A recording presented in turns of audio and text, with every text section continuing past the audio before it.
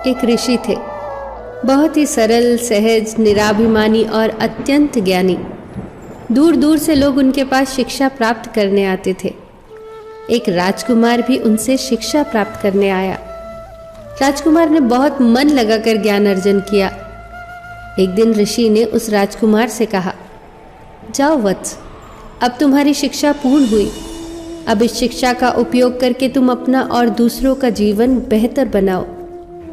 राजकुमार ने जब उन्हें गुरु दक्षिणा देनी चाही तो गुरु ने कहा, अगर तुम मुझे गुरु दक्षिणा देना ही चाहते हो तो वह चीज लाओ जो पूर्णतः व्यर्थ हो। इस पर राजकुमार ने मन ही मन सोचा, गुरु अगर मांगते तो मैं उन्हें कुछ भी दे सकता था। ये गुरु ने क्या मांग लिया? ये तो बिल्कुल आसान चीज है भेंट में देने को। आसपास कितना कुछ व्यर्थ है, मैं तो कुछ भी गुरु को दे सकता हूँ। यह सोचकर उसने मिट्टी उठाने के लिए जैसे ही हाथ बढ़ाया तो मिट्टी बोल उठी, ठहर मनुष्य, यह क्या कर रहा है? तू मुझे व्यर्थ समझता है? तेरे खाने पीने से लेकर बहुमूल्य धातुएं और ऐसी अनेक वस्तुएं क्या मुझी से उत्पन्न नहीं होती?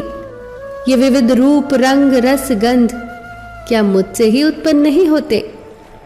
मिट्टी की बात सुनकर राजकुमार सोच में पड़ गया और फिर वो आगे बढ़ गया। वो थोड़ी ही दूर गया था कि उसने देखा कि एक स्थान पर गंदगी का ढेर लगा है।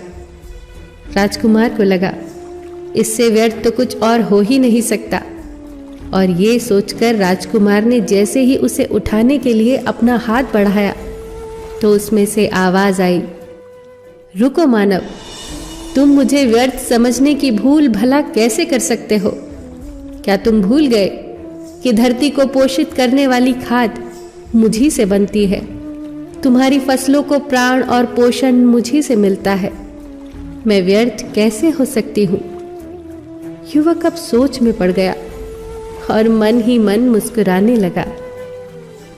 गुरु का दिया हुआ आखिरी सबक अब उसे समझ आ चुका था कि व्यर्थ और तुच्छ तो वह है जो दूसरों को व्यर्थ और तुच्छ समझता है, और वह अहंकार के सिवा और क्या हो सकता है। राजकुमार तत्काल ही ऋषि के पास जाकर बोले, गुरुवर, मैं अपना अहंकार आपके चरणों में रखता हूँ। आप मुझे आशीर्वाद दीजिए कि आपके द्वारा प्राप्त ज्ञान को मैं प्रजा की सेवा में लगा सकूं। गुरु बहुत प्रसन्न हुए क्योंकि उनके शिष्य की शिक्षा अब सही मायनों में सार्थक हो चुकी थी। दोस्तों, इंसान के भीतर सबसे व्यर्थ उसका अहंकार होता है। अहंकार जितना बढ़ता जाता है, मनुष्य के गुण उतने ही नष्ट होते जाते हैं। अहंकार के बढ़ने से मिलता कुछ भी नहीं, सिर्फ खोता है। क्या खूब कहा है किसी ने, अहंकार में 3 गए, धन, वैभव और वंश। ना मानो तो देख लो रावण, कौरव, कंस। फिर मिलेंगे दोस्तों अगली वीडियो के साथ। तब तक के लिए अपना ख्याल रखना और हमेशा मुस्कुराते रहना।